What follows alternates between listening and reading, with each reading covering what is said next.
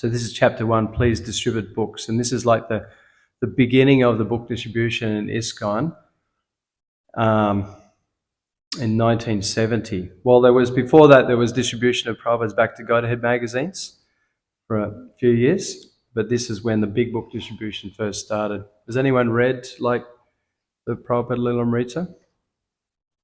Yeah. So this is San Francisco, July 5th, 1970. Srila Prabhupada was attending the 1970 Rath Yatra in San Francisco. The day was cold and windy, and about 10,000 people had joined Lord Jagannath's procession through Golden Gate Park. Huge Rath Yatra.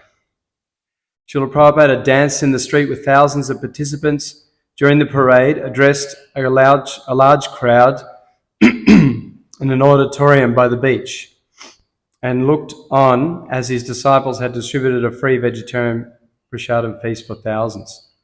But when a devotee arrived with a half a dozen advanced copies of Volume 1 of Krishna, the Supreme Personality of Godhead, Srila Prabhupada appeared especially pleased.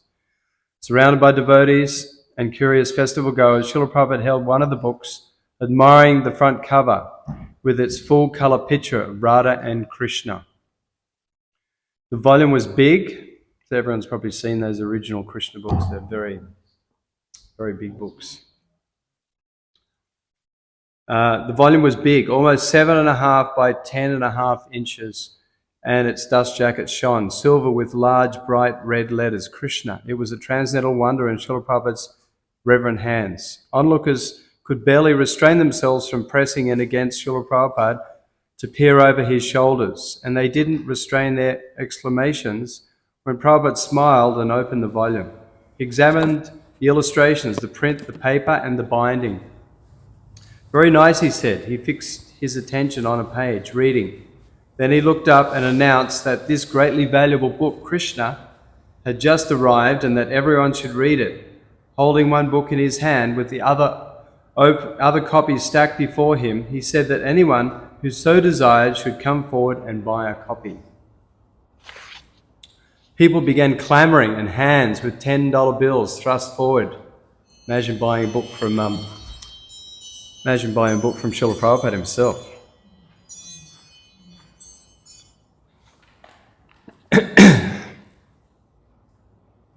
And while voices cried out, begging for a copy, and Prabhupada promptly sold every book, not even keeping one for himself. For the devotees, Srila Prabhupada's selling of the Krishna book was the most spectacular event of the Rath Yatra festival. They poured over the purchased books in groups, discussing Krishna's pastimes and the effect they would have on the people of America. Raghunatha told how in 1967, Prabhupada had given away his advanced copy of Teachings of Lord Chaitanya in his room at 26 2nd Avenue in New York City. Just before that book had arrived, Srila Prabhupada had been sitting and talking with Satyavrata, a disciple who had previously stopped coming to the temple due to petty quarrelling with his godbrothers. When the copy of Teachings of Lord Chaitanya had arrived, Srila Prabhupada had lovingly inspected it and had then offered it to Satyavrata as a gift. Brahmananda had been astounded to see Srila Prabhupada give away his only copy of the book. Having helped publish the book, Brahmananda knew how painstakingly Prabhupada had written it, and now how he had anxiously waited 1 year for the book to finally see print. Yet once it had arrived, he had immediately given it away, and to a disciple who was not even in good standing. Satyavrata had taken the book, thanked Srila Prabhupada, and left, never to be seen again. Although Srila Prabhupada wanted his disciples to be as eager to distribute Krishna conscious literature as he was, none of them knew how to do it. Distributing a magazine and asking for a small donation was one thing, but a big hardbound book? When the entire shipment of Teachings of Lord Chaitanya had arrived in New York in April of 1967, the devotees had hired a truck, picked up the books at the dock, and unloaded them at 26 2nd Avenue.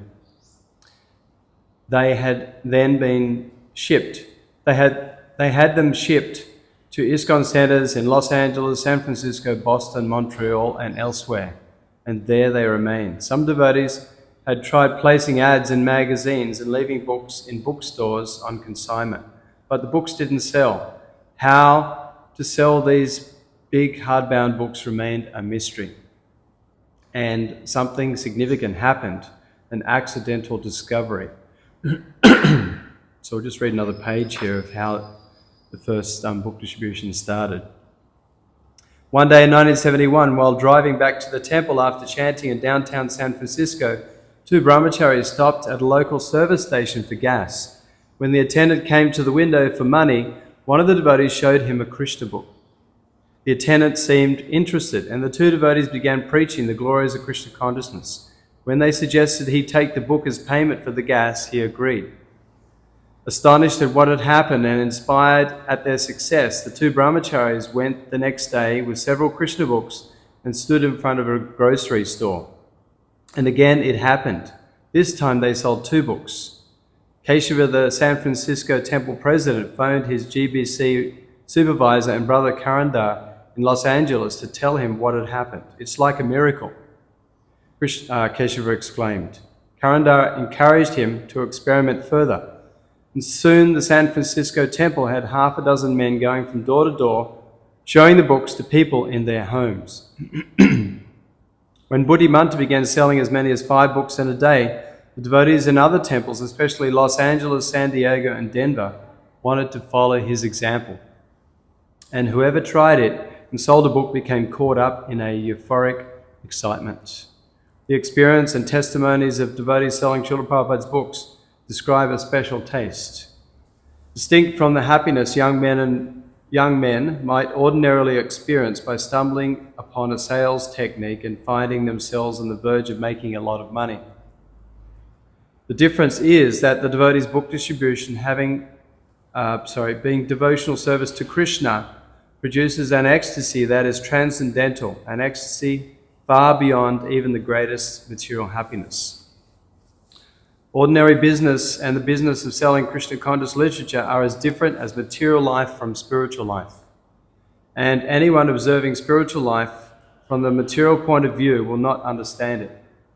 Bhaktisiddhanta Saraswati has compared such empirical attempts to understand the ecstasy of Krishna consciousness with attempts to taste honey by licking the outside of the bottle. So what's the example he gives, the further example about the jar of honey? You can't taste it unless you open the jar by yourself. Right? That's it, yeah. The young men and women beginning to distribute books in America knew that Srila Prabhupada, by giving them Krishna consciousness, had saved them from hellish life. They wanted to help him give Krishna consciousness to others. And such preaching, by distributing his books, was ecstasy, spiritual ecstasy. Jai, Srila Prabhupada Lilamrita Ki Jai. So this book distribution activity, Srila Prabhupada said books are the basis. Preaching is the essence. Purity is the force, and utility is the principle. So just like any house, you can't build a house unless it has a foundation. So the books are the basis of this movement of spreading Krishna consciousness, of bringing more people to Krishna's family. Srila Prabhupada, he started this movement with book distribution, going out himself personally distributing books. Of course, he was doing it in India, and then when he came to the West, he was personally going and selling books to stores, and then eventually meeting interested people who bought his original sets of Bhagavatams. And Prabhupada said this is our most important activity, most important preaching activity, the most powerful way to spread Krishna consciousness. He even considered it's more powerful than Harinam Sankirtan. We all know Harinam Sankirtan is very powerful when we go, of course very powerful in the temple, but even more so, many more people out there can get benefit from the Harinam Sankirtan when we go and chant in the streets. Like last night I was out with the Harinam Ruchi team, and there's thousands of people in Cavill Avenue and Surfers Paradise, and throughout the night, thousands of them probably joined in the chanting and dancing. So much benefit is there through the kirtan. But Prabhupada said the book distribution is like the Brihat Mridanga. It's the greater kirtan, because the kirtan may be heard for 1 or 2 blocks. But by distributing these books, People may buy them in Service Paradise, but then they take them to their friends in Perth or to Bali or to France, and the people in those countries get inspired by reading the books and take up Krishna consciousness. So these books are no ordinary literature. They're transcendental literatures full of description of Krishna's name, form, qualities, pastimes, creations, devotees.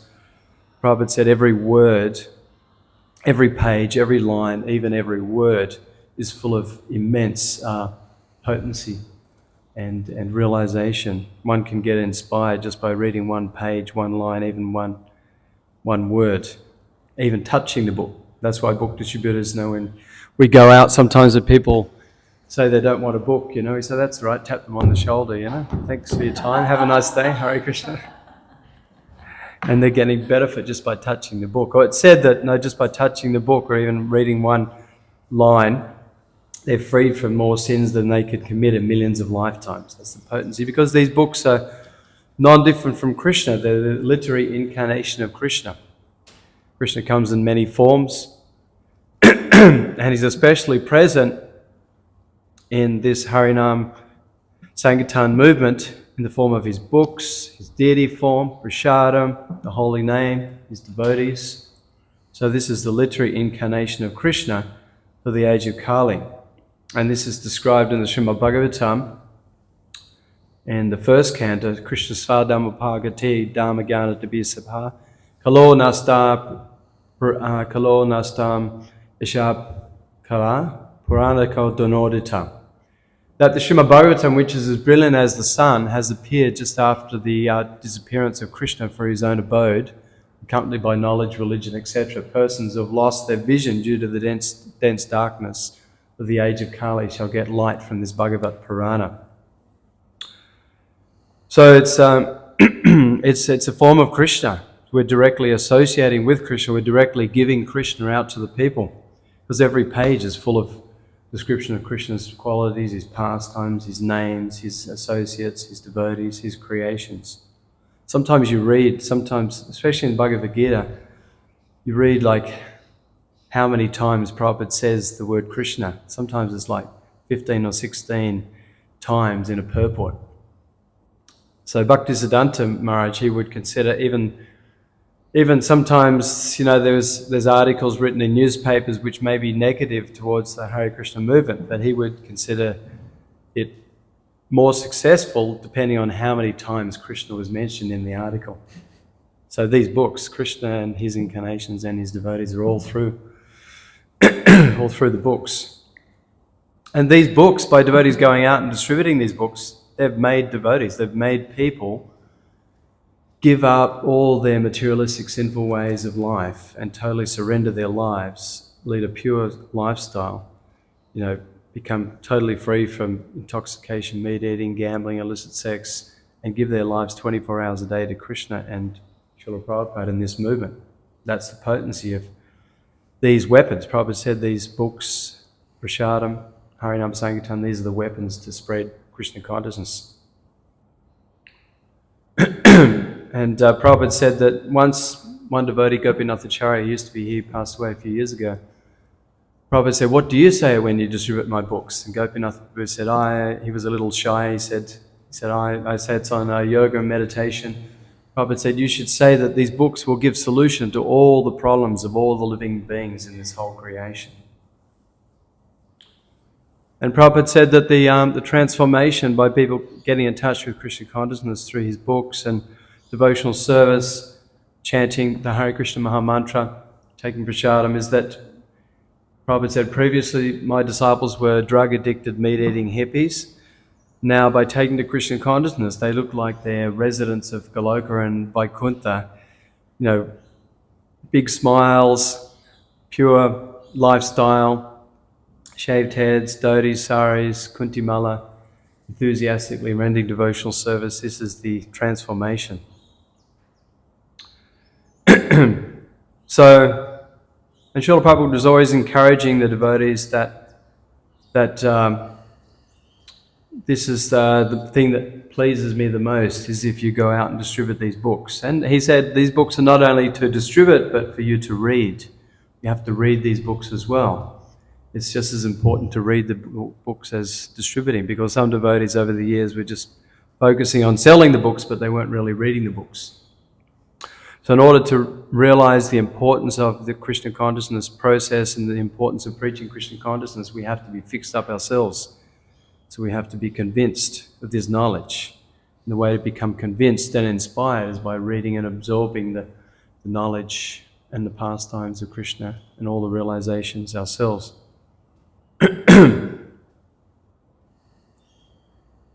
So Prabhupada said this Hare Krishna movement and these transcendental literatures will go down in history books in the future as saving the world in its darkest hour. So we can all understand that this Kali Yuga is a very dark time in the history of mankind, and there's so much ignorance out there, so many ignorant activities. And it's all based on a wrong premise of life, as it's stated in the 10th count of the Bhagavatam, Yasyatma buddhi kunapi dridauduke svadir kalatradesh bhoma ejadir, that people who take this body to be themselves, they have a affinity for a relationship with their mundane family members. They take their place of birth as worshipable, and even if they go to a holy place, they don't seek out the hearing from the self-realized souls, but they may just go there for sightseeing or bathing in the holy rivers. So one who has this materialistic mentality is Sa'eva Gokra, and the end of that verse is considered no better than a cow or an ass. Because even the cows and asses, they bathe in the holy rivers, in the holy dams. So this is this whole materialistic civilization is based on this premise of misidentifying the body as the self, and misidentifying this world as our real home, and misidentifying sense gratification as the real goal and pleasure of life. So on the whole basis of this wrong premise, then the whole civilization is misdirected. As Prabhupada would quote that verse in the front of every Srimad Bhagavatam, that this Srimad Bhagavatam will bring about a revolution in the lives of this misdirected civilization, because it's full of description of the name, fame, qualities and pastimes of the Supreme Personality of Godhead. Therefore it has the potency to bring about a revolution in the lives of anyone, even in this degraded Kali Yuga. And it states in that verse that even though such literatures may be imperfectly composed, they're heard, sung and accepted by purified men who are thoroughly honest.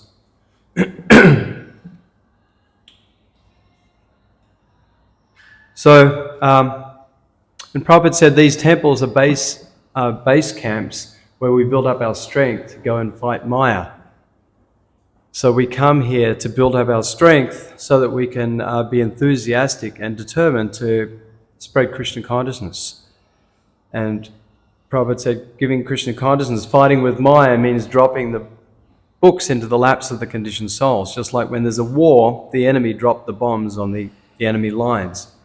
So Prabhupada said these books are like transcendental bombs and weapons, which can completely obliterate the materialistic life of the people out there. Just like, he said the small books are like, single fire, and the big books are like machine gun fire, and the whole set is like dropping an atomic bomb on people's materialistic life. And Prabhupada said the books are like time bombs. If people respectfully take these books and they respectfully keep them in their house, even if they don't read them straight away, it's purifying the atmosphere, purifying their consciousness just by being there. Krishna's directly in their house. It's like Krishna's on their altar. And one day they will pick up the book, or someone else will pick it up and become very inspired.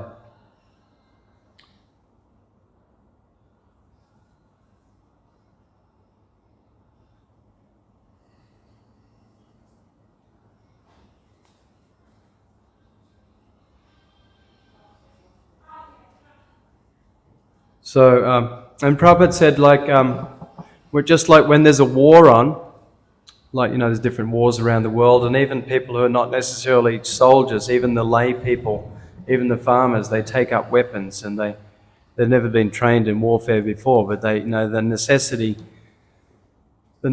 of the time, they take up weapons and fight. So similarly, Prabhupada said, everyone should learn the art of this book distribution, whether we're a pujari or a cook or a temple president or a housewife or a child, sannyasi, guru.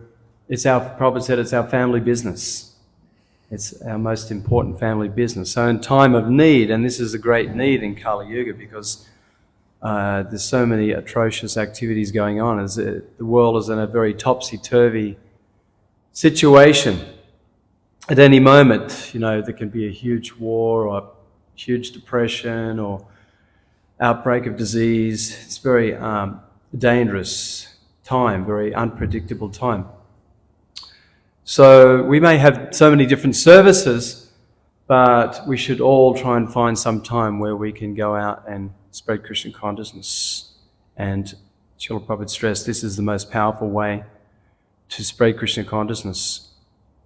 And there's many devotees over the last 50 years who, they dedicated their lives, some full-time, some part-time, to distributing books. And, some of them give out hundreds of books, some thousands of books in a day. Even there's one devotee recently in America, he's sometimes doing a few thousand books in a day. But, even if we do 5 or 10 books, that is wonderful. We shouldn't be daunted even if we just give out a few books. Prabhupada would just say that don't be attached to the result, be attached to just doing the service. It's the order of our spiritual master that they're ordering us, enthusing us to preach Krishna consciousness. So we go out and we just surrender as an instrument. And whether many books go out or only a few books, we be attached to the service. And the result may not necessarily be big in number of books, but the result may be big in that we get very purified, our false ego gets purified, we become humbled by going out and dealing with materialistic people, getting so many rejections, and just staying fixed and determined. I'm going to stay out here no matter what, even though if I get 100 rejections in a row. We still have a big smile on our face, wanting to greet the next person and give them a chance to take these books.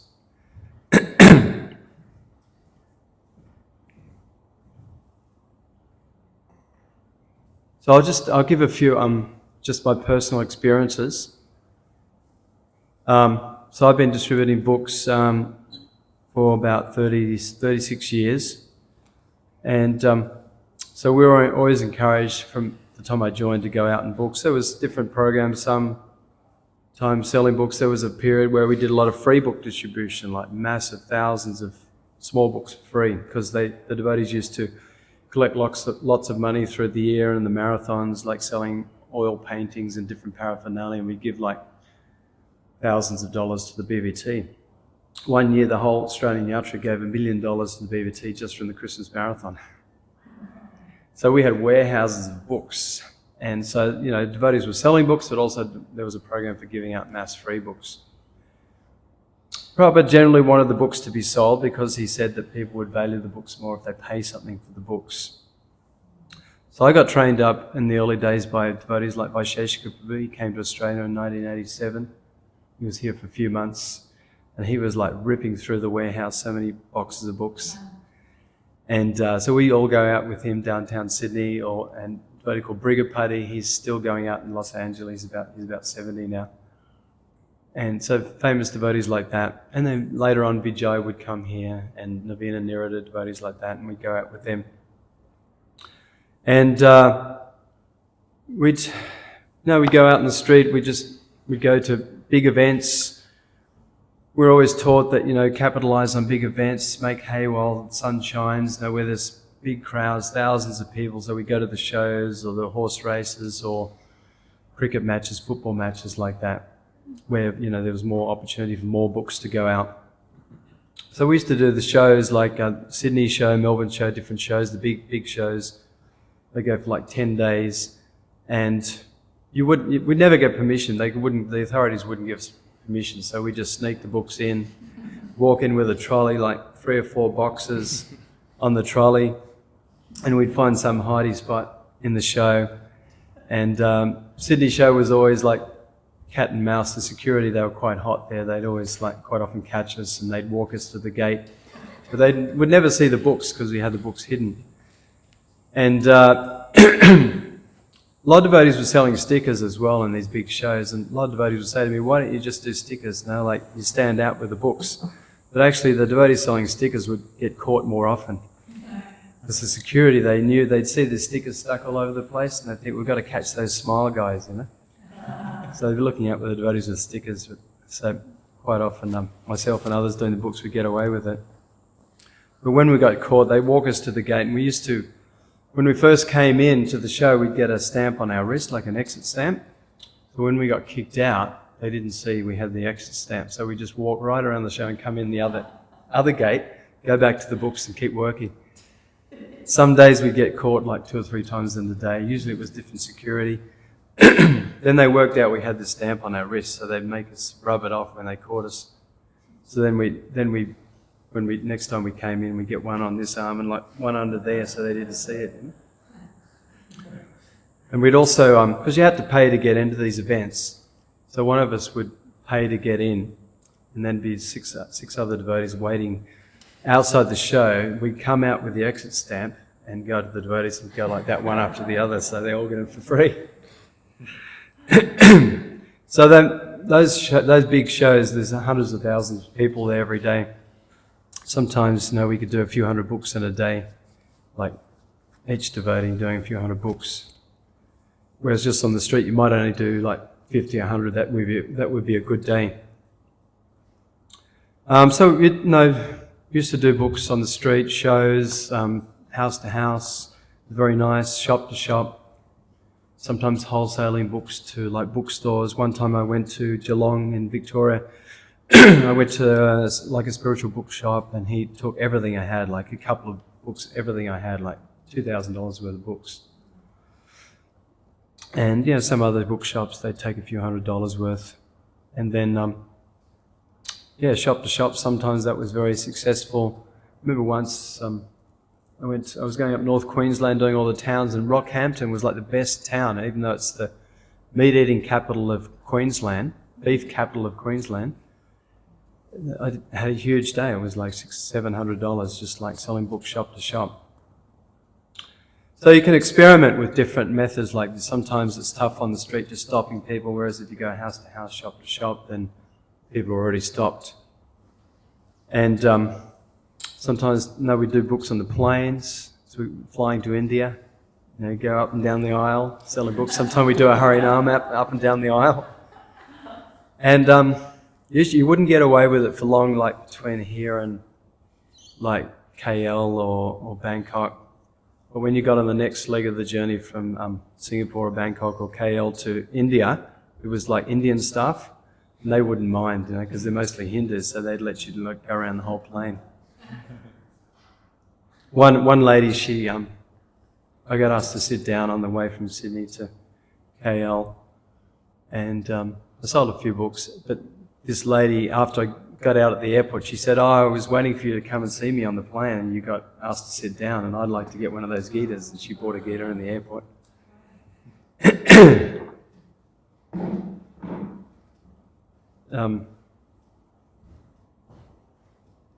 Another story, I was going out west. Hare Krishna, nice to see you. I was travelling out to Burke, it's way out west of here, 1,000 kilometres, and I was doing all the little towns, and one town was just Walgett, and there's been a lot of violence over the years there with white people, the Aborigines, and a lot of the shops are sort of barred up, the windows. And anyway, I went to the supermarket there. It was AGA supermarket, and there's some Hindu Indians working there, and I had Bhagavad Gita, Krishna book, Srimad Bhagavatam, first canto. And there was 3 Indian staff, and I was just walking around the supermarket selling books, first to the staff, then approaching the customers. And 3 of the Indian staff, they all just pulled out a $100 note, gave me $100 each. They got 3 hardcovers each.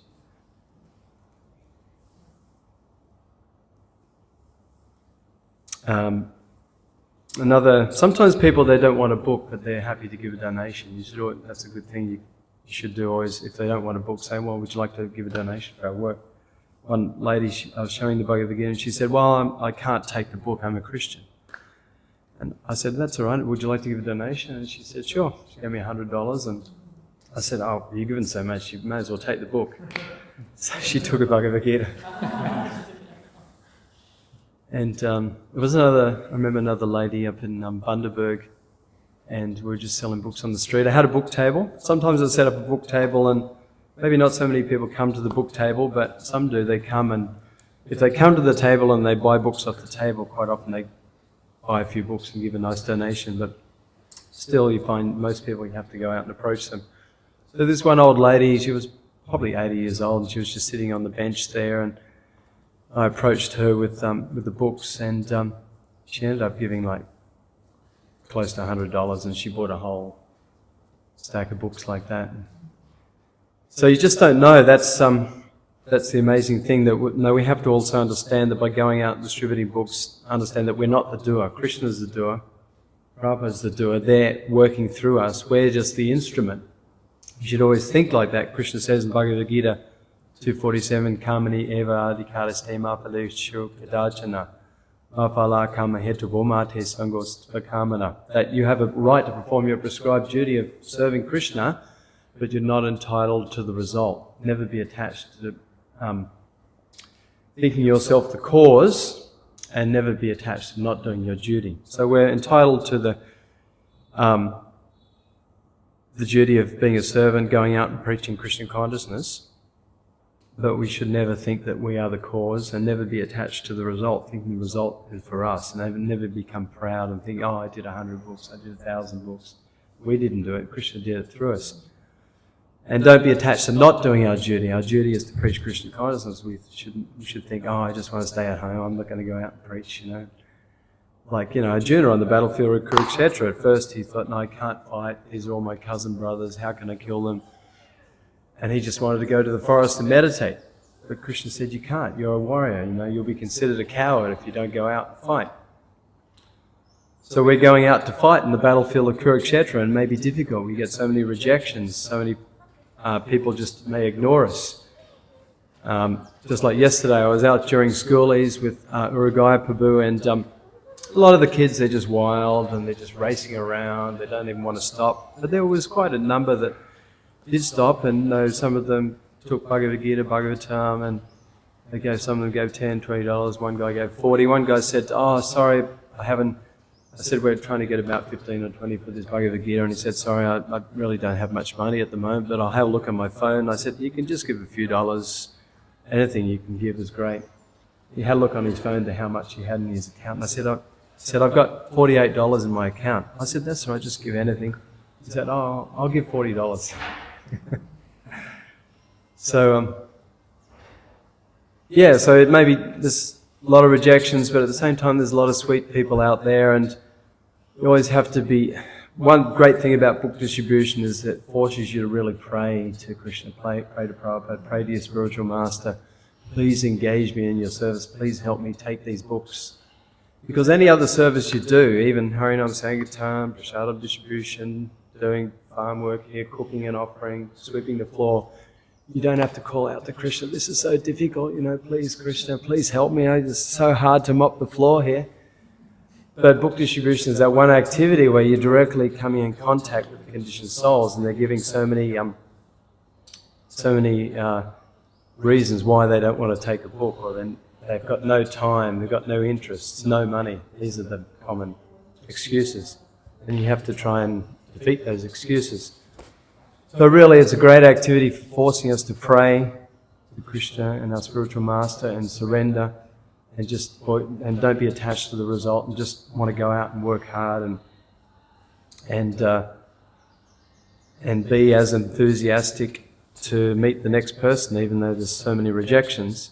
If you're not attached to the result, you're just thinking, I want to do this for Krishna and my spiritual master's pleasure, to give the mercy to these people who really need it. And they can become wonderful devotees like any other devotees here. We were on the street just a few days ago in eternal time like them. So they can also, if they get the opportunity, they can come and surrender their lives to Krishna. So if you aren't attached and you're very enthusiastic and determined, and you pray a lot, then Krishna can make amazing things happen through you.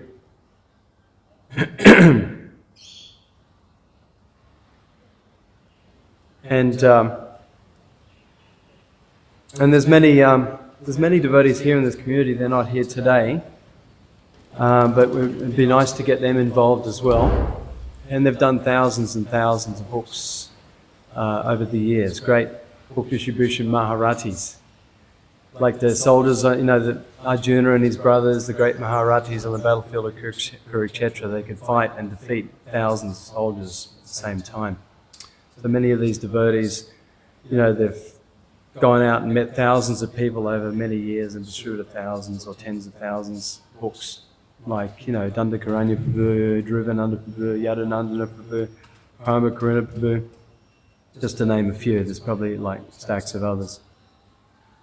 and obviously there's some ladies I haven't named, but like Srimati Mataji, different ladies like that. Probably Vraja Mataji, of course she's distributing so many books just in the shop there. Jiv Jaga, he's another one. And he's still distributing books. I heard he sold a whole set the other day on the farm. He used to go out in the street, and Bhakti Tom. And so it'd be nice to get all these devotees involved because they have so much to share and so many stories as well. So I won't speak any longer. The last point I'll make is that just like Prahlad Maharaj from the 7th canto, he says, Prayana Deva Munaya Svavimukti Kama, that he saw that there's many saintly persons like residing in the Himalayan mountains, but they're not interested in going to give Krishna consciousness to all the people in the cities and towns and villages. They're only interested in their own spiritual liberation and welfare. Prahlad Maharaj said, I'm more interested to go to these big cities and towns. I don't want to go back to Godhead by myself. I want to take all these people with me, So we have to have that mood that, of course we want to be interested in our own purification, our own Krishna consciousness advancement, but we have to think big, and try to help devotees who are already here, inspire each other. Some devotees may be struggling, maybe many devotees in this community, they're hardly coming to the temple here. We have to try and see how we can inspire them, rekindle their fire by, inviting them for festivals, going to give them prasadam, giving them gifts, even just bring them up just for a simple phone call, how you doing, Prabhu? It's nice always to have your association. We've got this festival coming up. Would you like to come? There's many services if you'd like to be involved. Or even just saying, Prabhu, would you like to come out to dinner to Lucid? Take them out for dinner. Maybe even shout them for a dinner, Different ways we can encourage them like that. So, and apart from devotees, then we should be thinking big, how can we spread this Krishna consciousness to society at large? Millions of people out there. And this week is a great opportunity. It's schoolies up there. The whole Harinam Ruchi team and Prabhu from Melbourne. Does anyone know Prabhu? He's Prabhupada disciple, like the youngest Prabhupada disciple. He joined he's a Bengali, so he joined in India. He got initiation in Vrindavan in Krishna Balaram Mandir in 1975 when he was 12, the same age as me. And then when he was late teenage, 20, he came to Sydney. He was based in Sydney Temple, doing books and Harinams and selling paraphernalia for years, and then he got married and went back to Mayapur. Now he's based in Melbourne. He's a yoga teacher as well. He's 57, but he can do all the amazing yoga postures. He was leading the Harinam last night, and all of a sudden there's a huge crowd around him, and the other devotees standing off to the side, and young crowd, and they're all like doing their dancing, and all of a sudden he does the splits, like in front of them. And then one of the non-devotees did the splits too. And so he's there, and Harinamananda's there, and Urugai. Some of you may know Urugai. He joined in Sydney. He's just got married. He's based in Mayapur. He's here for a few weeks. And then there's a few other devotees. So if you have a chance, come out for the Harinam, do some books with the Harinam, or just join the Harinam. And through the day, like yesterday I was doing books through the day, there's thousands of these kids are out there during the day. So it's a wonderful opportunity to make hay while the sun shines, get out to these big events. And sometimes it's daunting just to get out the door, get out there on the street. The mind is giving so many excuses. Oh, I don't have time, I have to do my washing, I have my rounds to chant, I have to do my reading. I remember with Subhadra. Does anyone know Subhadra who runs the cardamom pod? Subhadra and Manjumeda, they run the cardamom pods up in the Gold Coast. They used to be in Sydney, and he was brahmachari for years. He was on Ramai Swami's bus party, travelling bus party.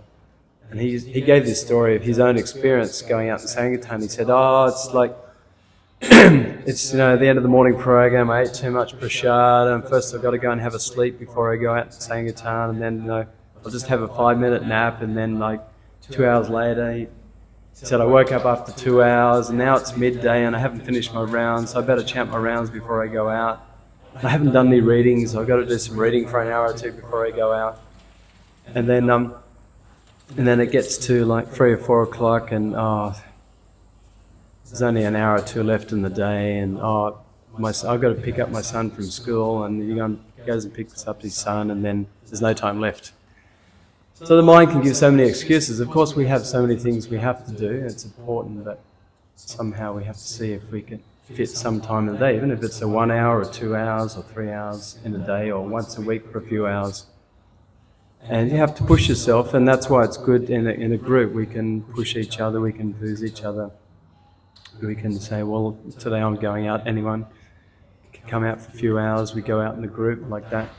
And like by Sheshika Prabhu and different devotees, they have these monthly Sankirtan meetings where they all go out once a month, maybe 10 or 20 or 50 devotees, and they do books in the same area, and they have Harinam going at the same time, and devotees doing prasadam. And if there's a beach there, you can go for a swim as well. So it's a whole, and if there's a devotee restaurant, you go and have prasadam there. So it's like a whole festival, And if it's tough doing books all day, then you can stop and do a bit of Harinam, or go out prasadam for a while, go and have a swim, go to the restaurant, mix it up a bit, So, but once you get out there, and if you just train yourself that I'm just going to stay here, I'm just going to work hard, I'm not going to be attached to the result. Please, Krishna, engage me as your instrument, then amazing things will happen. So I'll finish there. If anyone else would like to give any realizations or any Sankirtan stories from their experiences, you want to say a few words? Or? Okay, well, yeah, next we're going to show a few videos in a minute. Any Nandu Pitambara ladies? That's okay. Next time I'm hoping we'll get Charanovinda and Shastra, maybe Garuda. I told all these devotees. And I'm hoping that next time I can ask Mukunda Maharaj. It'd be good to, because if we get him, then I'm sure we'll get a lot more devotees too. Or maybe Ramai Maharaj, because they carry a lot of potency, And some of these other devotees I mentioned as well. So does anyone have any questions, or? You're new, I know. What's your name? What's your name? Peter. Nice to meet you, Peter. Rupa Raghunatha. You've been here a little while? Oh, first day, wow. Okay. Yeah. You're visiting, or? I tried to volunteer, but they didn't accept me because I was too late. So I'm volunteering from next Monday. Yeah. And so I'm just here for 3 days just to relax and just take it in. Great. Yeah. So it's really great. Well, nice to have you here. Thank you. Yeah. Yeah, so we can, in a minute, we can show the videos. Another place I used to find, and I still do it sometimes, is universities, because they're doing books at universities, because the students, they're more ripe, they're younger, and a lot of them are sort of inquisitive and searching.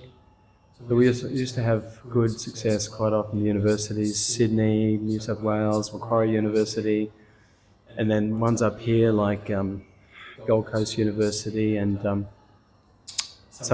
ones up in Brisbane, Toowoomba even, Columbia University. So it's good to. I don't know if the students. I haven't been there for a while to universities. So I'm not sure that the students are back. Maybe they are back by now. But yeah, if you have the opportunity, go to places like universities. It's good. I mean, the street is nectar. Can be tough sometimes dealing with people on the street, but so it's good to mix it up different places. Sorry. A question popped up because I was thinking of universities. Yeah. Because in my experience, I've never been in a distribution, but just like in discussions, like when I really get discouraged or like feel like, oh, I don't want to do this, is when you start getting these discussions with people, like you're telling myself, but they want to be right, and they bring in their whole like jungle of words, you know, like this really like university scholar like people. Yeah. And they just bring in all this like, juggling Word juggler. Debate. words and Intellectual. and they just want to defeat you with that. And Yeah. how do you cope with that? I just I have one family member that's actually like that. Yeah. And I also said like, we should like to discuss. Well, one thing is when you're on the street or any public venue where you're distributing books, one philosophy in book distribution is you waste the person, not your time. So people are wanting to waste your time by talking so much like this, and then they don't even take a book. Like quite often Christians are like that too, you know, they want to waste your time, talk so much about, you know, Jesus is the only way, and in the end they won't even take a book anyway. So it's better to waste the person than waste your time. You're polite to them, but as soon as you see they're not interested, thanks for your time, have a nice day, Hare Krishna, and you're on to the next person. It's just so draining. Like I Yeah. really feel like drained by it. And you've got to be also like, don't say too many things about the book, because most people, they haven't got much time, they're in such a hurry. And Prabhupada said, what will your 3 minutes talk do if they don't take a book, you know?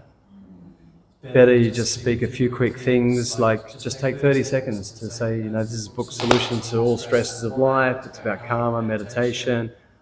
You know, do you experience stress? And they'll say yes, and then you can say a bit of flattery, well, you look pretty happy. And so we're giving out the books, we're just asking a donation, we're asking like $15 or $20, cover the printing, we help other people like that. And then you speak a bit more, show them some pictures, the reincarnation one, the karma one, like that. Maybe on the back, you know, the Bhagavad Gita, the quote from Mahatma Gandhi, takes about 30 seconds, all that. And then you say, so please take one, please help us, like that, you know.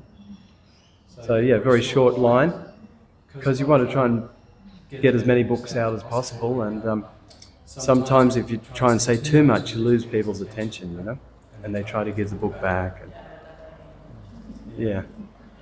Okay. So Just thought of it. do we have the other microphone, or? Should I wait for the microphone? Yeah, because it's also being filmed.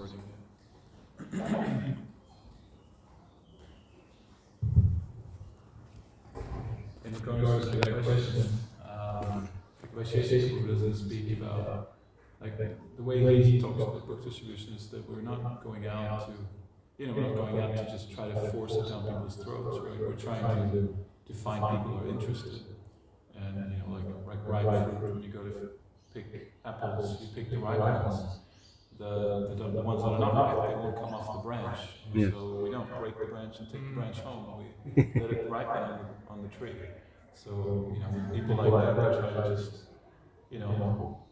politely leave them and go on, Leave them with a nice. They're kind of wasting our time, and Yeah. we're also getting them all agitated for something, Yeah. so that's unnecessary.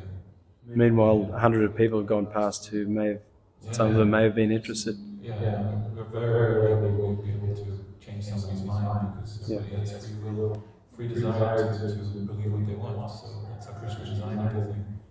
So still leave those people with a nice taste, even though, you don't pursue the conversation with them and you wish them a nice day. Leave them with a nice taste.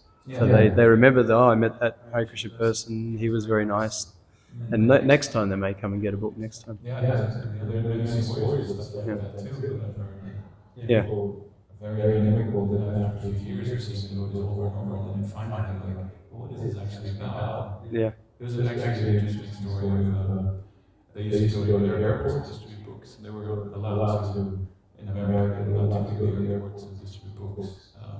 So they had to go through security every day. And there was one lady who worked in security who was very, very negative, and she didn't like the devotees at all. So she would look through every bag, every pocket, and every bag, and just try to slow them down as much as she could.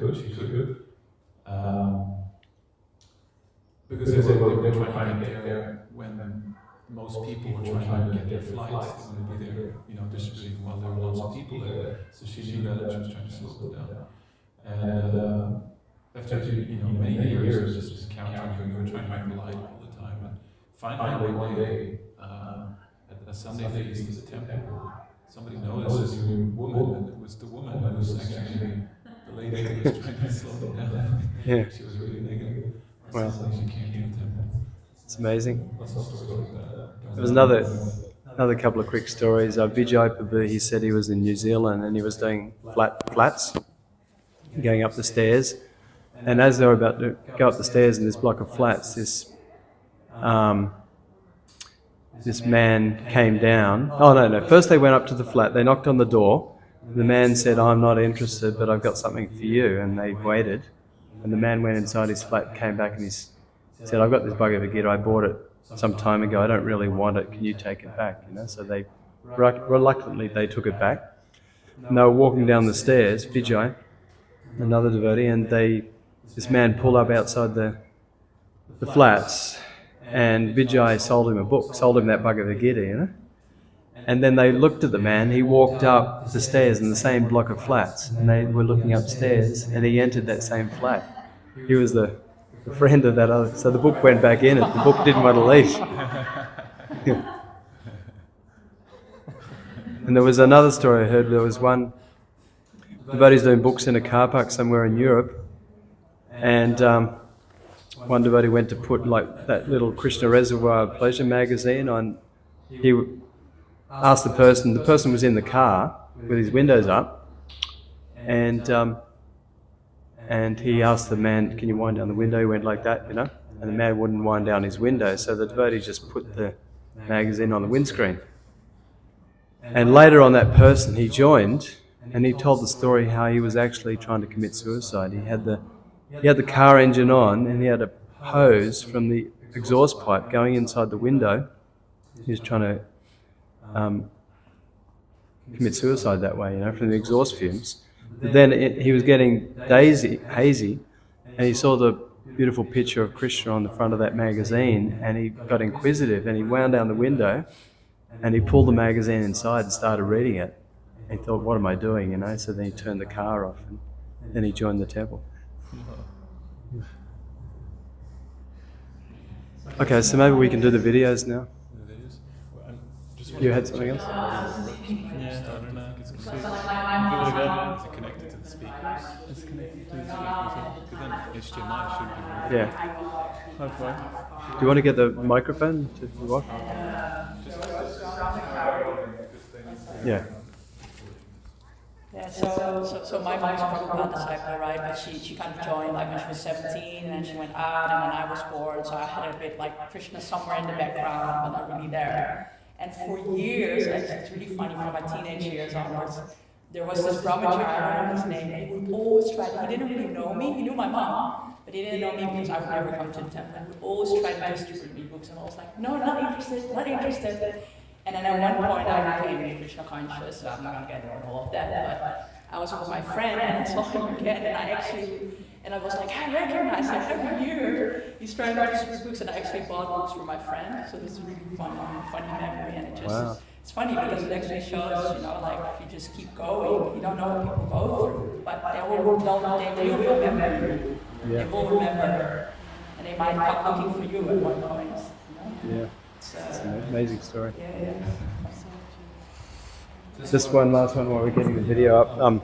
My brother, he got a card for a free, sent away for a free Bhagavad Gita. In the 80s, the devotees did these coupons for sending away for a free copy of soft Bhagavad Gita. And then he got the Bhagavad Gita. I think we got the card from the Sydney show. We used to go to the Sydney show, and they had this show bag pavilion. You probably went there as a kid. And they had all these different chocolates and just junk food in the show bags. We think the devotees were putting these coupons It's inside all the show bags, you know.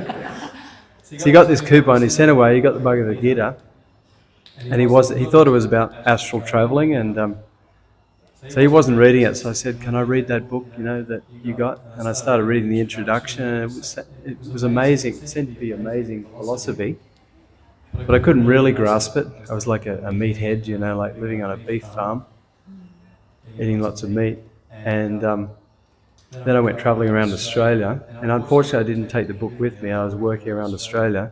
But from that initial contact, reading the Bhagavad Gita, Krishna lined it up that when I got around to Perth, I met the devotees. I saw just an invitation for the Sunday feast on the notice board of the backpackers and the youth hostel, you know. And I thought, oh, that sounds good. Free dinner, you know, yoga meditation, I'll check it out. And then I caught the train and I found the temple. It was just a house in the suburbs, and the devotees opened the door in the house and come and sit down on this couch. And it was just, they were so inviting. And then the kirtan was on, and then the lecture was on. And I was sitting down cross-legged in the lecture, and I was getting uncomfortable because I hadn't sat like that since I was a little kid in kindergarten. And I was looking around. There's no chairs in the temple room. You know, everyone's sitting on the floor. And in those days, there was 3 Vyasasanas, one for Prabhupada, one for the residing guru at the time, and the spare one was for visiting sannyasi. And there was the third one that was like empty. There was no picture, no deity. I thought, oh, it's a spare, it's an empty seat. So I started climbing up. You know, devotee giving the lecture. What are you doing? Get off it! I was so embarrassed.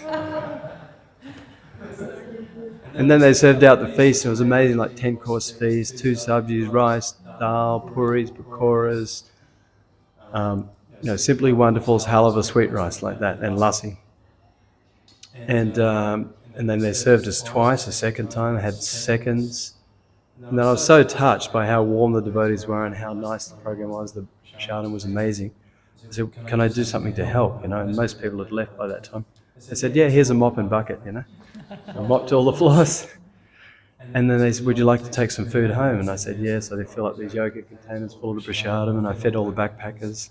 And they said, take some books, all the little books they get for free. And I was giving them out when I was doing gardening work at people's places. That's how it all started, yeah. Yeah, and it's so funny because my mom was like a little hippie on the street, and somebody approached her with a book, she looked through it, and she moved in the next day. Really? You know, it's really amazing actually, book distribution. Yeah, a lot of stories like that. Well, yeah. You ready? Yeah. I think so. See the audio actually first. No? That's a bit. Can I have the...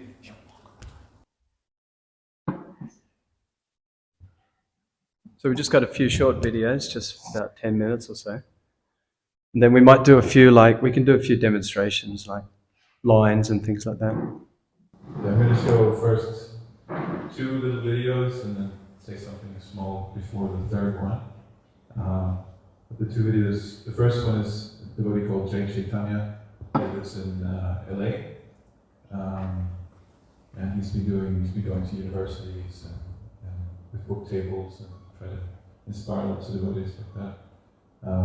What I like about his style is he's very, very simple. He doesn't say too much, you know.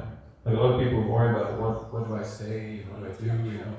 But actually, we just really have to just be there and try to help them, you know. Just be sincere. That's the instruction Prabhupada gave also. Just when they asked him, what should we teach the devotees about book distribution, Prabhupada said, just teach them to be sincere.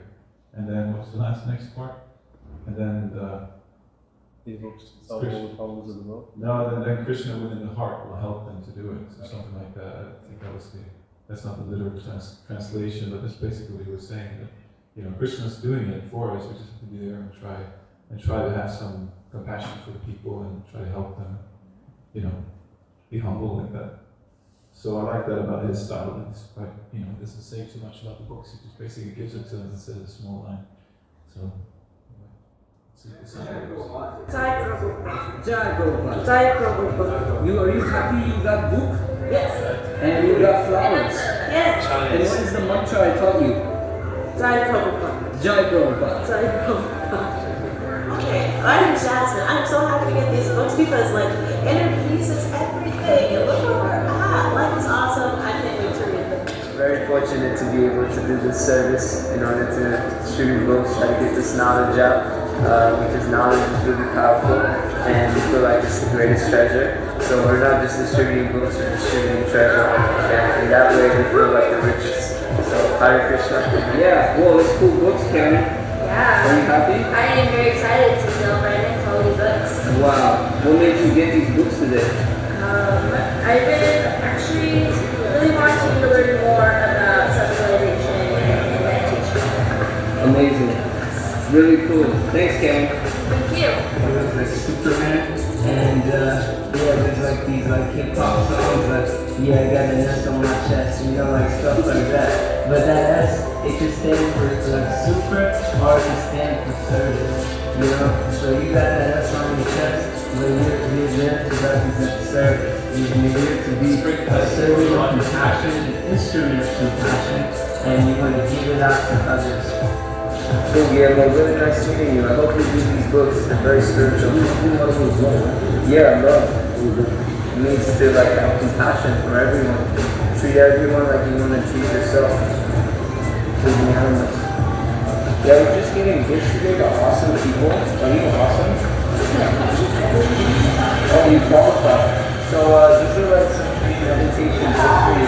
Do you like to read? Yeah, I do. Okay, cool. I'll just show you really quickly what we've been doing today. I'm actually a monk. I live in a temple full time, and we're just here kind of like on a spiritual retreat. So we're just making sets for people. So I'll just show you the set very quickly.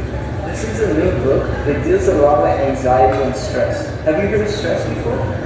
Just check it. I'm actually very familiar with all of this. I started reading the book of the week. Oh, you already have that book? Yeah, so I'm Okay. very familiar. Do you see anything that you don't have?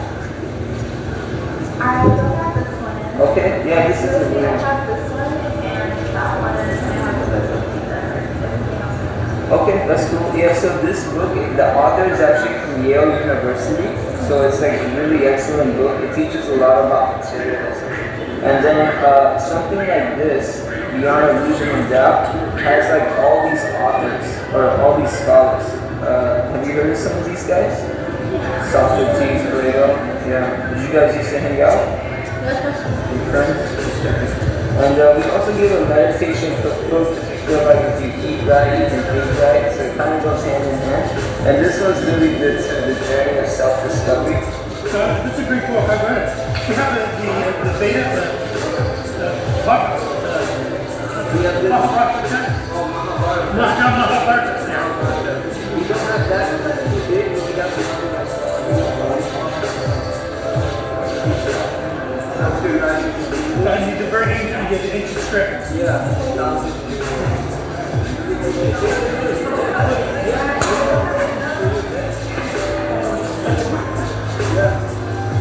I don't know what I'm saying. Okay.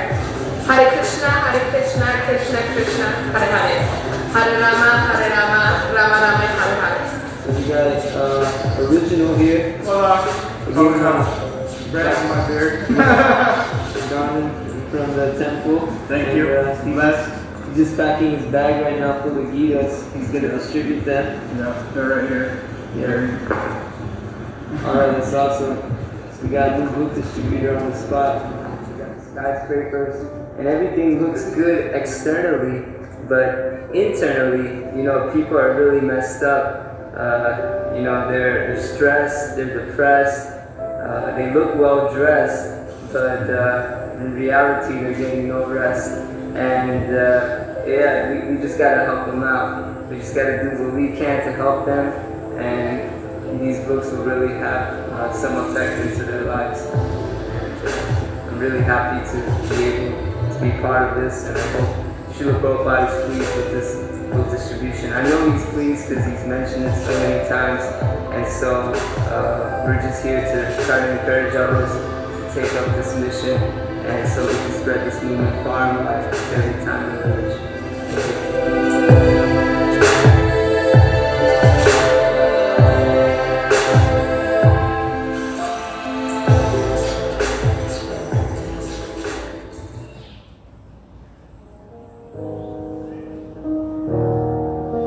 Bhagavad Gita is like the original book on yoga. It's like where yoga comes from. It's got a culture of knowledge, you know? Yeah. And knowledge is meant to be spread.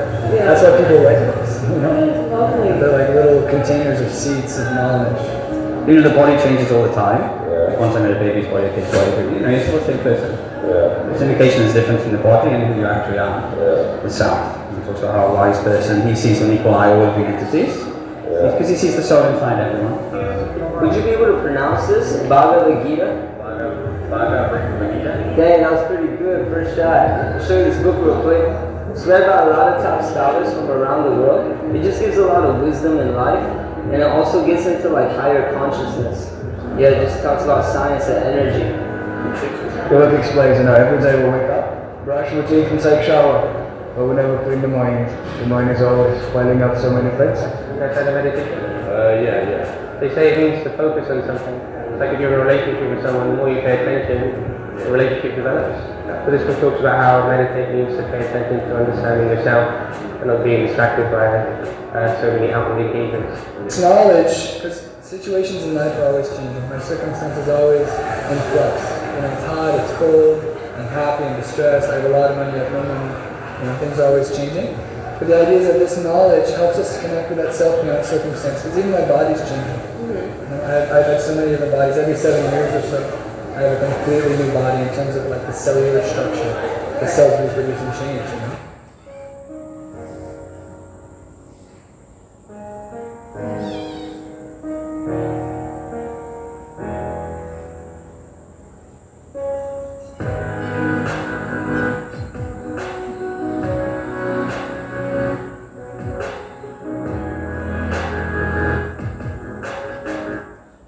Alright, that was the end of that one. I found this video really inspiring. It just reminds me of these. I haven't done much book distribution myself, but a little bit now and again. But I can say that it's the times when I've been felt the most connected to Krishna. It's when I've been trying to give Krishna consciousness to others like that. Like you said, it becomes, you get put in a situation where you kind of have to reach out, you have to try to be sincere and you can really feel Krishna's hand, it becomes real. It's not just a philosophy, it's not theory anymore, it becomes real when you see that working,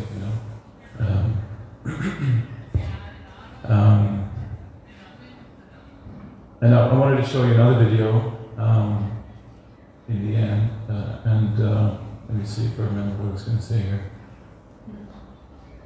So it's in a podcast of Chaitanya Charan. He was here just giving class a few days ago or last week. So it starts with the first question. It's a part of the podcast basically. So just want to explain what he's talking about in the beginning. So Chaitanya Charan says that with book distribution, one of the positive side effects of book distribution, not only are you giving people knowledge and trying to help them with adding something to their lives, but you're also improving your own abilities and developing yourself. So then it's a podcast with ISKCON, so I'm going to see what he says, what answer he gives to that. In one sense, you could say book distribution is almost like a crucible where character is being built. While we are actually giving Prabhupada's mercy to others, but it's not just that, say, we are of course spiritually benefited, but even from this world's perspective, the character is being shaped in a very tangible and valuable way. Prabhu, we've changed that to the main point. But the way I present book distribution is that it is high sadhana. And the reason we're doing book distribution is for our own purification. When you start with that baseline, then there's no reason to not go out. It's a sadhana, it's part of our practice. Everything else is extra. Whether we distribute books or not is inconsequential. The fact that you went out, you crossed the threshold, you went out for your own purification, to go beyond your comfort zone. And you did the right thing, you tried it. That's the sadhana. And there are other aspects, to hear and chant before you go out and so forth. The 4 laws of book distribution, starting with your sadhana must be strong. That's where we start with book distribution, and that's what we teach. And then nobody's disappointed, because oftentimes people say, well, I can't distribute any books. So that's not the point. The point is to go out with the other devotees and do Sankirtan, which means Samyak Kirtan. And when you do that, you'll improve in devotional service. That's why we're doing it. Don't worry about distributing books. That happens automatically. That's true. In one sense, you are practically applying Karmanyavadika Raste Krishna, so don't be attached to the results. So, yeah, that's amazing. So when we are talking about book distribution, we talked about many aspects now. So to what extent do you feel that the book distribution translates into people becoming devotees? Say, from the experience in Silicon Valley, at one level we know Krishna says Manushyanam Sahasreshu, so 1 among 1,000. And even if people come for a program, like in India, there are Bhagavad Gita courses or whatever. So thousands of people may come for Janmashtami festival, but very few will say register for any course or any regular connection. So is there some kind of one book distribution? We travel to different places and distribute books like a bus party, but what you have also focused on with your community model is more in a particular area, where people can have access to a community. So how is that worked out in terms of from distribution to the journey of people coming to a temple? Is that a major way people are joining the community also? Yes, it is. There's a direct correlation. There's a one-to-one correlation that can be measured. However, to understand the efficacy of book distribution, one must start to study gardening. Because the gardener knows that there are certain amounts of seeds, as mentioned in the Bible also, that when landing on certain types of soil will have their ultimate effect. I got a couple of seeds when I was in Mayapur from a tamarind pod. In fact, actually, I was visiting a holy place with Janani Das Prabhu, and he picked up a pod off the ground of tamarind. He said, "Here, crack it open and eat it." And it happened to be a tree under which Lord Chaitanya and Nityananda had danced. So I did, and then I kept the seeds and I brought them home and I said, "Oh, I'll try to plant them." And I put them in the ground after following the directions I found on YouTube how to grow tamarind seeds. And lo and behold, they didn't come up. So I just thought, well, what can you do? I tried. And however, I kept watering them, and a few weeks after the initial period where I thought they'd come up, they came up, and I started dancing in ecstasy, like, wow, they're there. So we have to trust seeds. There's no book that ever goes out that doesn't have an effect. This is absolutely true. The holy name has its effect. Namachintamani Krishnas.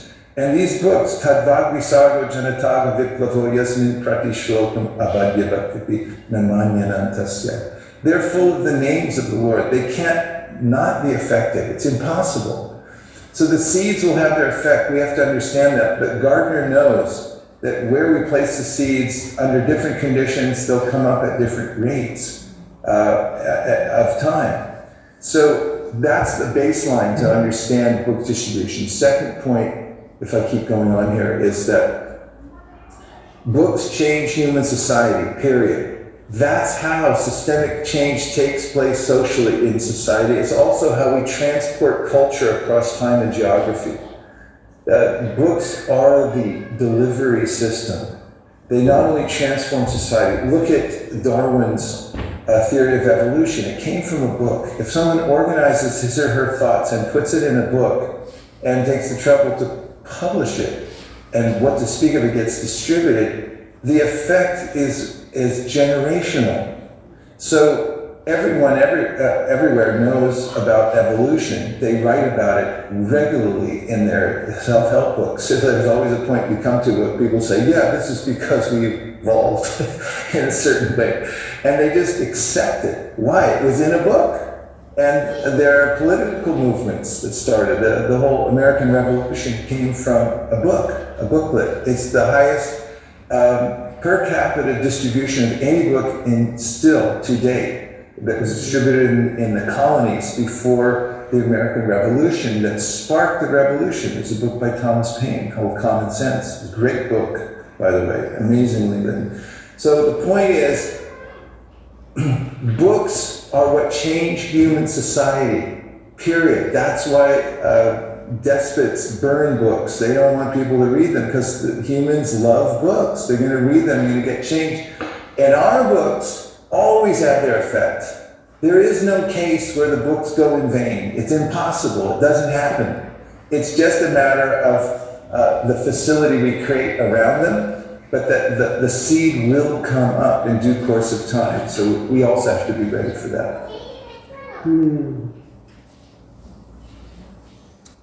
All right. Good job. I personally found it interesting.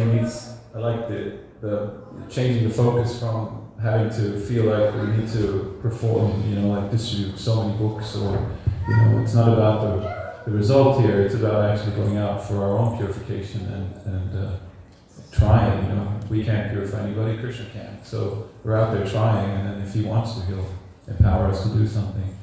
And that changes the whole thing, because as long as we're out there trying, we're going to experience something profound, and it's going to be good for our development and for other people too. So, yeah. And it's a very, very joyful experience, I just wanted to ask you, Prabhu, if this is all I wanted to share today, but I wanted to ask you if there are any when we have opportunities to go out together with you or any other devotees who are regularly going out. When? Yeah, if you have. Yeah, well, any day that you're free, just let me know. I mean, I'm pretty flexible. I can go out sort of any time. Sometimes for a long day, sometimes just a few hours because I've got family responsibilities. But devotees just have to let me know, and we can work out what days, what hours of the day, like that. Like this week and the next few weeks, I'm going to try and go out more often than I have been going out, because it's the schoolies and Christmas marathon. So I will be more available over the next few weeks. I think, is it correct that Shastra and Garuda, they go out every Tuesday? They try to go Tuesdays and they go Saturdays, right? Is that correct, Nandu? Tuesdays, Thursdays, and Saturdays. Thursdays too? Shastra's been pretty sick. He hasn't gone for quite a while. Okay. And Garuda's also working. Yeah. Doing this, I haven't been going much. Okay. Maybe we can all talk and try to decide on a day that's good for everybody, to try to have something at least once a week or something that's... Yeah. Something that is going on. So it's like a scheduled day. Yeah. Do you think? Yeah. And then we can all try to, always go extra, you know what I mean?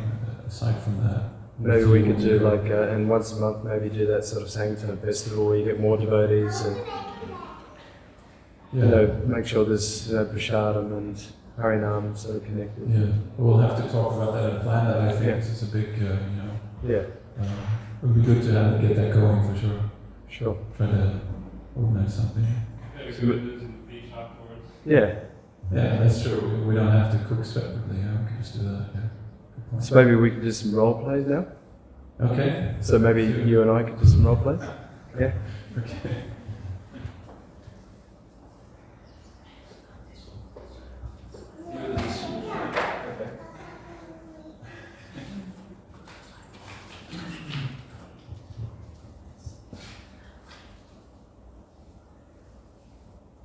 So usually you stop. Excuse me. Do you live in the Gold Coast, or do you live in the Gold Coast where you're just passing through like that? Yesterday I was saying the kids, because most of them are sort of from Queensland or New South Wales. Are you from Queensland or New South Wales? So then they say Queensland. Queensland. You're from Queensland. Oh, great. There you go. We're showing these books around. Check it out. So notice how I said we're showing them today. I didn't say he was getting it for free.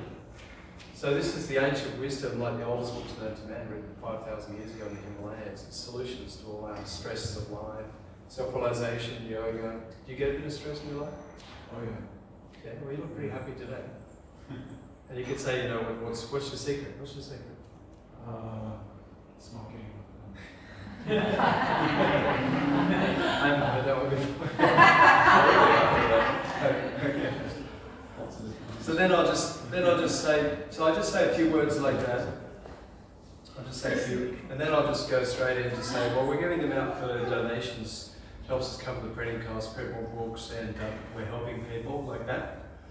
And then I'll say, you know, say big book like this, I'll say, well, they retail for $40. We're only asking $15 or $20 just to cover the printing. If you want to give more, it helps the monks. Then I'll just keep talking about the book. Come look at these pictures. Check this out. On the pictures, and let's say it's Bhagavad Gita. You can show them the different ones, like the reincarnation one's a good one. You can say this shows how we're changing bodies from boy to youth to old age, but the spirit, the real person, doesn't die and we go on. We've been here before. And you know, the ones on it shows the soul and all the animals and human bodies, shows we're all equal spiritually. And this one, this is one of my favourite ones. This is on karma. You know, shows the how you live determines your future. You know, it shows the human turning into an animal. That picture. So you show a few pictures like that. Sometimes the reincarnation way you can say, oh, so where are you on the cycle? You get them to point to where they are on the cycle. And then you turn over the back, and this Bhagavad Gita, it's Mahatma Gandhi. You know, you've heard of Mahatma Gandhi, right? So he used to quote from this every day. So, and if you're a little bowls, you know, you can try a second or third book. You know, you can see that people's person's quite interested. You can say, well, have a look at this one. This is the this is the postgraduate study. It's all the stories of Srimad Bhagavatam about the people who followed the teachings of Bhagavad Gita. So yeah, we're giving out thousands. Make it sound big. We're giving out thousands today. We may only be giving out 10 or 20. Maybe only one or two of us here, but make it sound big. We're giving out thousands. Yeah. We're giving out thousands. We're just asking everyone to help. Please take them and please help. So could you give a donation? I take card as well. You know, you have to say that because a lot of people don't have cash. So we take cash or card. What do you think? Yeah, go for it. Sure, what is mine? So then they just, you know, if you've already told them how much you're asking, then they might say, well, I'll give 15 or 20, or they might be generous and they might say, so I usually say, you know, we're asking 15 or 20 for a book. If you want to give more, it helps the monks. So then I'll give you 30 or 40. And usually closer to Christmas, a lot of people have more money. They're buying more things. And if they do have cash, they sometimes have loads of cash in their wallet. They'll open their wallet and they have like many $100 notes, $50 notes. So you can be a little bold and say, well, would you like to give it 50 or would you like to give 100, like that? Sometimes people say, yeah, well, I'll give you a 50 or 100 because you asked nicely, you know? But you're not forcing, you're just saying, how would you like to give 50? You know? How would it make you feel if you gave 50 or 100? And sometimes they say, oh, I can't give you 50, then you can say, well, would you like to go halves? And I can give you change. But yeah, so then some people, maybe you can give some opposition, as if you're not really interested. What lines would you say? I don't really have time. I don't think I can do this too much. Well, there's books you don't have to, you only have to read like 5-10 minutes a day, just a little bit. Even if you read one verse, you can even read a verse to them, you know, like in this endeavour, there's no loss of intuition, and a little advancement on this path can save you from the most dangerous type of fear. If you really want to get into it, you can read the purport to them as well. Or you can just tell them that you can just read one verse a day like that and meditate on the meaning, and there's so much deep meaning just in one verse. So I know you're busy, I appreciate that, but just everyone likes to read, but just a little bit like that. And no, people give what other excuse would you give? Yeah, I'm not really spiritual.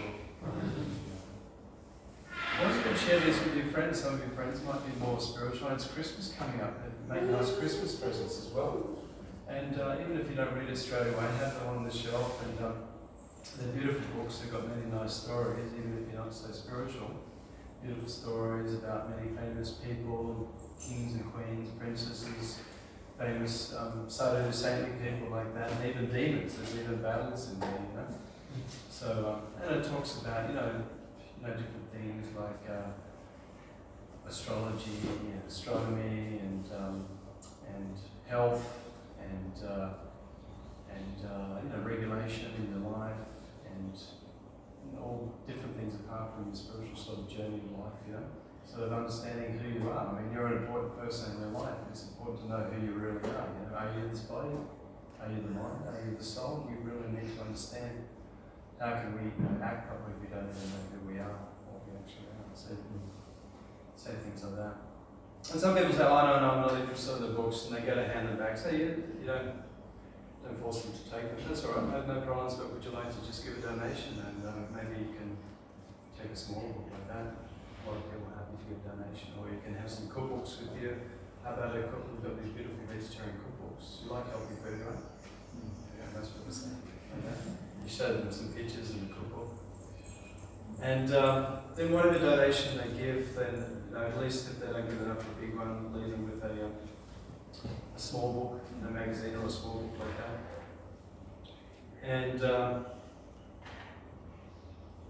so that it's just important to be enthusiastic, be in ecstasy, be happy yourself, be convinced of what you've got, and be convinced that these people really need these books, they really need this knowledge. It's really going to make a solution for all their problems and make a change in their life for the better. The Hare Krishna movement, positive alternative. My Swami used to have that on his bus. So this is the real positive alternative. And the pictures, people love the pictures. So always show them the pictures.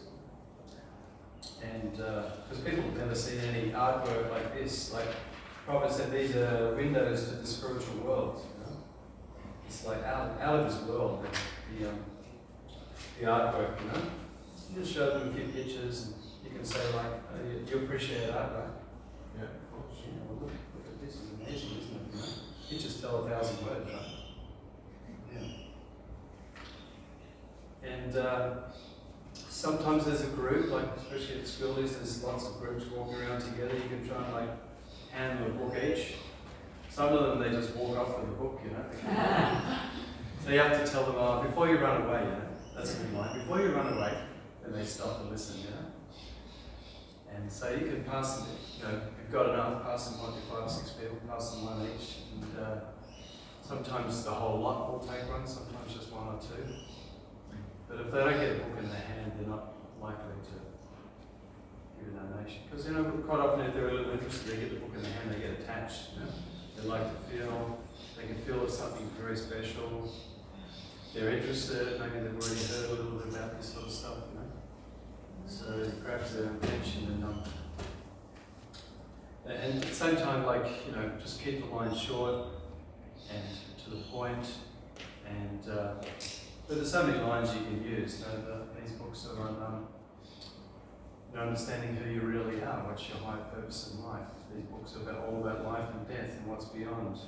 All these books, you might say, these books talk about, you know, the supreme and, you know, the spiritual world, the material world, and how we're connected with the supreme being like that. So whatever, you have to have your own sort of lines as well. And it's good to chop and change the lines too, you know, use different instead of just using I mean, some mantra may work, you know, use it over and over again. Sometimes it's good for variety is the spice of life, and then use different lines. And sometimes you don't need to say anything at all. People are so interested, and you just give them the book, and they're, oh, this is what I've been looking for. And you don't say a word, you say, oh, okay, we just take donations like that. And some people, they, if you tell them what the books are worth, because in the bookshops, these books will sell for like $40 or $50, right? So if you tell them, well, they retail for $40 or $50, we're only asking like 15 or 20, and you can get more to help the monks if you like. Some people will say, oh, I'll give you $40 or $50, because you told them what it's worth, you know. And then if they give that much, you can say, well, here's a, that much, here's a gift, you can have both. It's very kind of you like that, you know. And quite often I take photo, and you can put it on Facebook, it's good. So other devotees can see the book distribution going on, you know. a lot of people, they're happy to get their photo taken. Some people they don't want, that's okay. So, any questions? Just one sort of basic question. I never carry cash these days. Do you have any like system for that? Well, yeah, I've got a card reader. Okay. It's the square reader. Oh, yeah. So, so as soon as people say I don't have any cash, that's all right. I've got a square reader. You can use your card like that. Sometimes people give you donations on the card. They bring cash. I mean, if you bank transfer, also it's a little bit more complicated because you have to sit there for a while. But if they're really interested, then Yeah, doesn't matter. Yeah. Well, some people, we used to stand next to banks, before they had cards, and card readers, and just be near a bank, and you can say, oh, could you get some out of the bank? And people just like, get some out of the bank.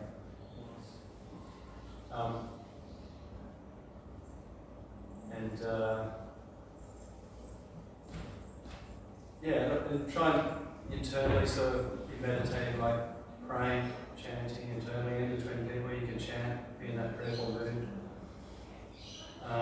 Whether lots of books are going out or not, still be in that prayerful mood that I'm not the doer, I need all the help I can get from Krishna and all this disciple succession to help me keep up my enthusiasm and to keep approaching people.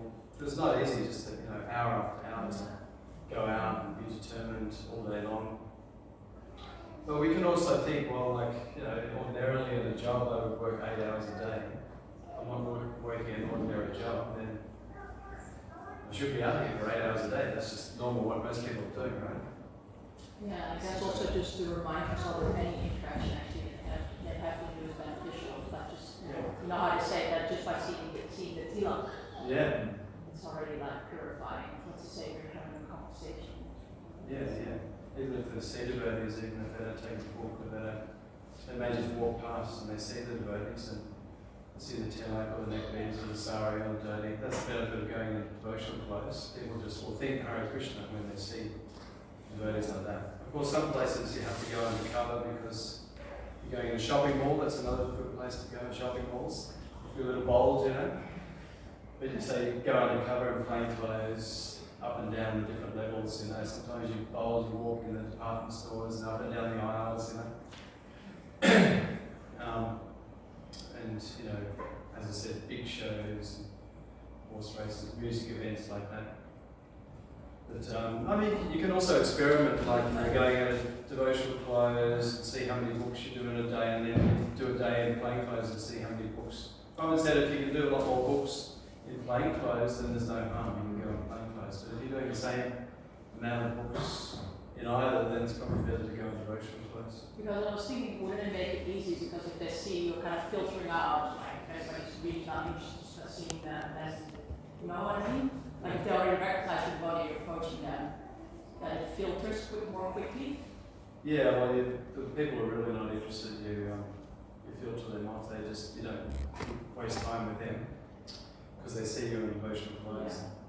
Whereas if you're in plain clothes, they don't really know who you are. They stop, even though they're not interested. So that could also be beneficial in a way because they might think they're not interested because they have a certain opinion already about it, but when you're not, like when you're disguised, they get put off guard because they actually don't know, It depends totally. I feel it depends more on how comfortable I am. Yeah, that's some people won't stop because we look strange if they don't know what we are. But here in Australia, most people know what we are anyway, so they already know if they're interested or not. And then again, Prabhupada just They probably totally endorse the devotees to go in plain clothes if they felt they were more comfortable and they could do more books. There's no problem with that. For the sake of preaching. So you can try different methods and see how it goes. If you go out more in devotional clothes, you'll get used to it, and those fears will sort of go away. Another good thing about being in devotional clothes is there's a Harinam around. You can just join in the Harinam, and you're in full devotional attire. If we go out of the temple, that's probably what we're doing. I think we go to Harinam and a book table or something. Yeah. Kind of meet together for the festival. Yeah. Mini festival, so it's going to be quite easy. It's very attractive for people, hear the name, so sad, Yeah. things like that. So people haven't been out before. You start off with that. Yeah, sure. Yeah, I thought the whole little book setup that first wrote that showed in the video was really attractive. Like, was it at on the university? It was just in front of the university with a little book table. Yeah. Like, I thought it was kind of like. Yeah, when people see it, you know, they get attracted to it. There's a stall with something and they won't look. Yeah, and I can imagine at universities that works because they're already like reading books and studying, like you said, it's. Yeah. So one thing I mentioned before is flattery. People love to be flattered. Yeah. Especially in Kali Yuga. Even if you don't really mean it so much, people like it, you know. If you say, "Oh, you look very happy," you know, like, "Oh, you look healthy," and "Oh, you look very open-minded." Or, you know, sometimes I'll say, you know, we're showing these books to all the nice people. You're the nice people. You know, there might be 2 or 3 in a group. You're the nice people around here, aren't you? And they all go, especially these kids, think, "Oh, yeah, we're the nice people." You know? Occasionally they say, "Oh, no, we're the nasty people." I say, "These are for the nasty people." So, any other questions? Comments? So, I'm planning to go out today. If you're free, if you want to come for a few hours, we can go.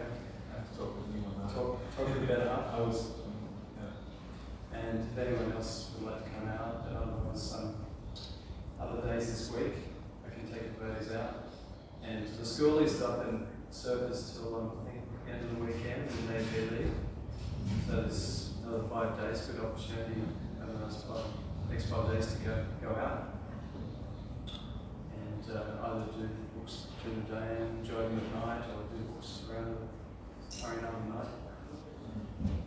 So I think that's all, unless you have anything else. Thank you for attending. And before you go, we just have a little something here for everyone.